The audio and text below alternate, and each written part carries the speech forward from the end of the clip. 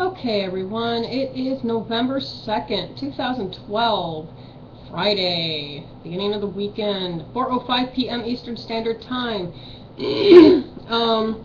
For some of y'all peeps that see this, you'll understand completely what I am about to explain. Some of y'all are going to be in total shock, mostly because I don't really publish my real life in the public interwebs. You know, like I'll keep in touch with close friends and people that I consider family in other ways. Yes, the hippie chick, aka Yippie Chick, I am going to be moving soon. The projected date is June 2013, hopefully before my birthday. The reason for that is I'm going to be turning 33 years old, and I feel that I have reached a point in my life where that the page is turning, so to speak. I'm going to be entering a new chapter, that kind of thing. I know I'm using a lot of literary euphemisms. I'm a writer, go sue me. But basically, how I'm doing this is I own 2 grave plots. They're put in my name. According to the documentation that I have, that I believe was my dad's copy, my mother had bought the 2 plots when I was 2 years old. And then she had put in her will that I would not receive them until after my 18th birthday.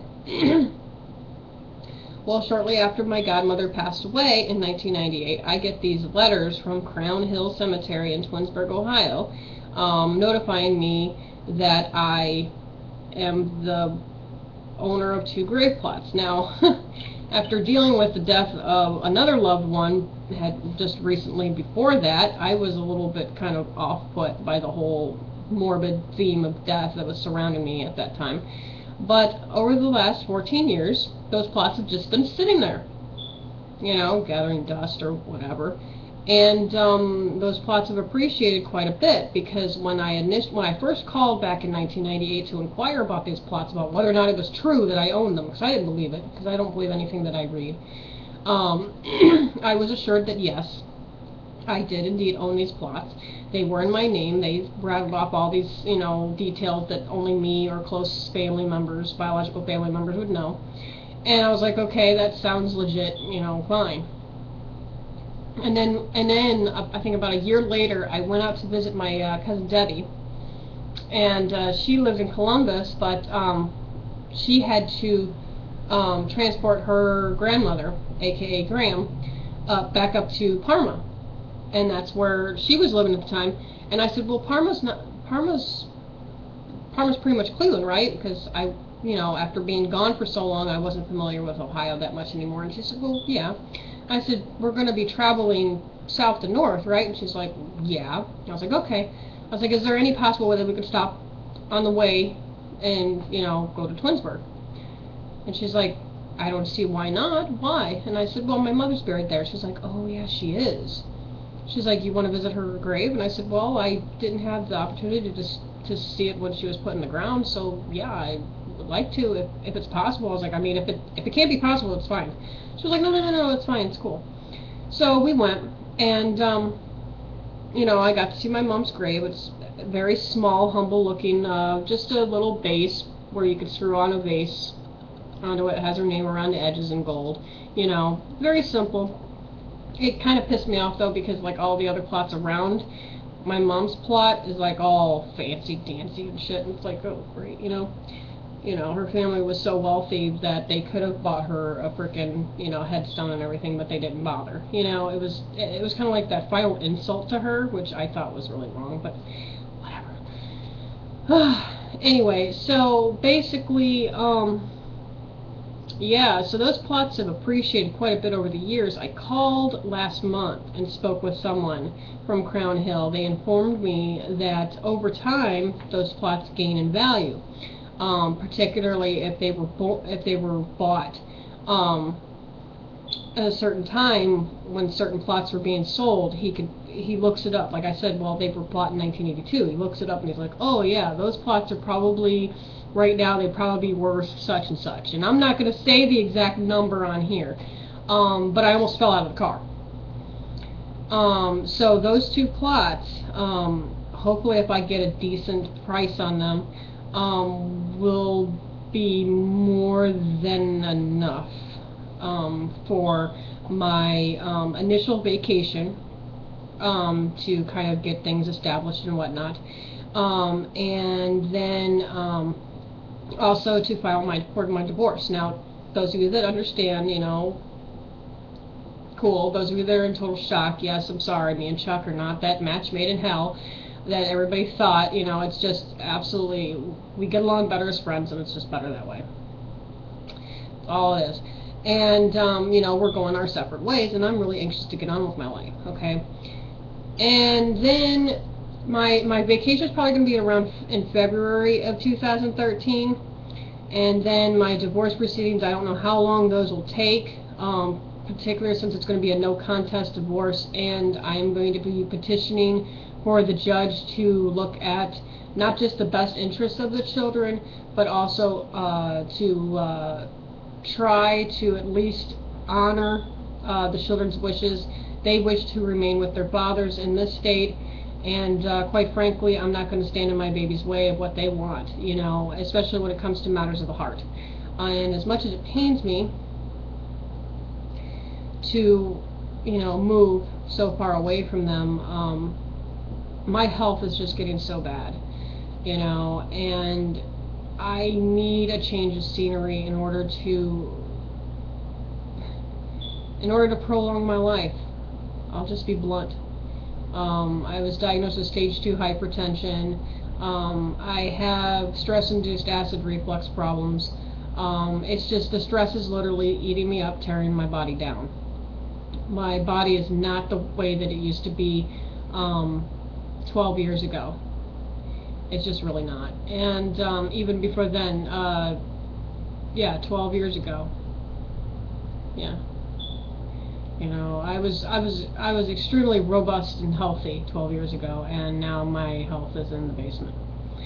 And in order for me to start taking better care of myself, because for years, you know, it was kind of weird. It was kind of a shock to me that my doctor sat me down and actually told me, he was like, look, he's like, I don't know what you're doing to yourself, but you need to change some things that you're doing. I was like, what are you talking about? He's like, well, he's like, I read all the numbers off of all of your blood tests. He's like, you're deficient in so many things. He's like, I don't even know where to begin. He's like, you're deficient in potassium, but now we got that under control because you had an emergency IV of that. He's like, you're deficient in, and he was rattling off all of these weird numbers and shit, and I didn't quite understand what he was saying, because I'm not a medical doctor. And he was like, I don't know what, he's like, I don't know how you're taking care of yourself. He's like, but this clearly shows that whatever you're doing to take care of yourself, you're doing it wrong.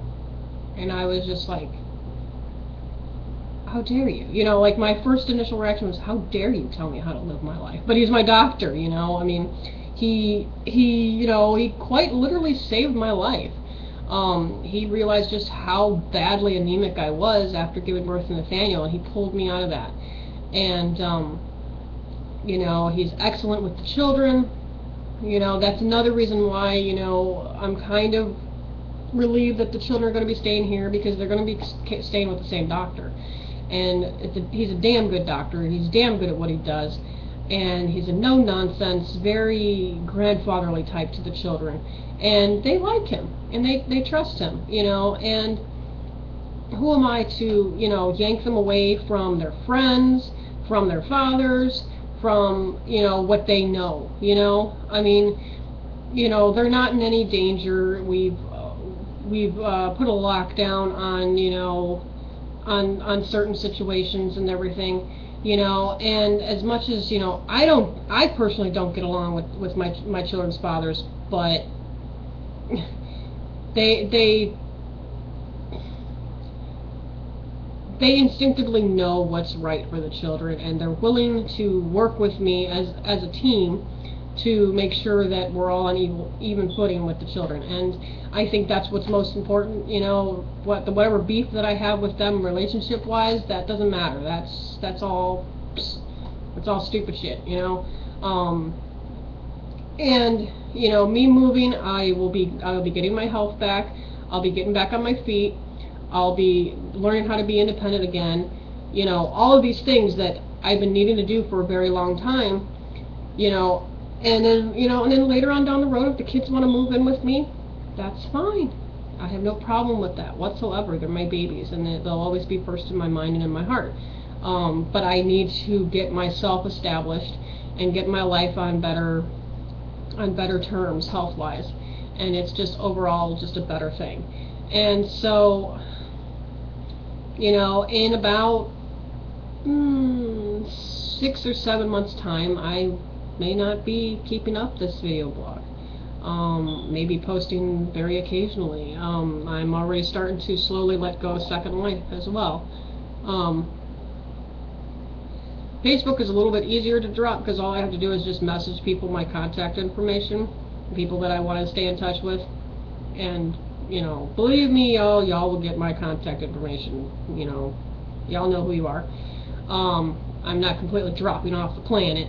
I'm just relocating back to my hometown, back to where I actually felt comfortable, and I just don't think I can thrive here in Ohio much longer. The job market is absolutely horrendous, and you know, I've got to start focusing on myself, otherwise I'm going to lose my life, and I have too much to live for. So there's that. I don't know, if you have any questions or comments, I guess you could leave them below. I don't know when I'll respond to them.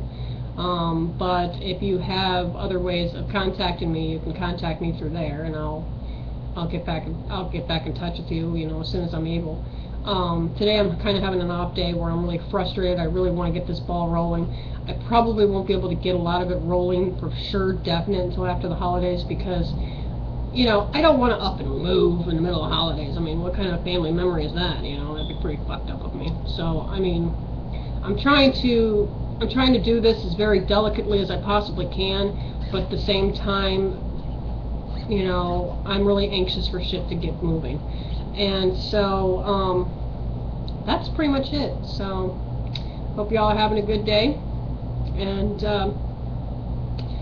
peace, love, and happiness, and all that. And yeah, elections coming up, I ain't going there. I'm not bothering reporting on the elections. Politics is not my forte, and yeah, so y'all have a good one, and peace, love, and darkness.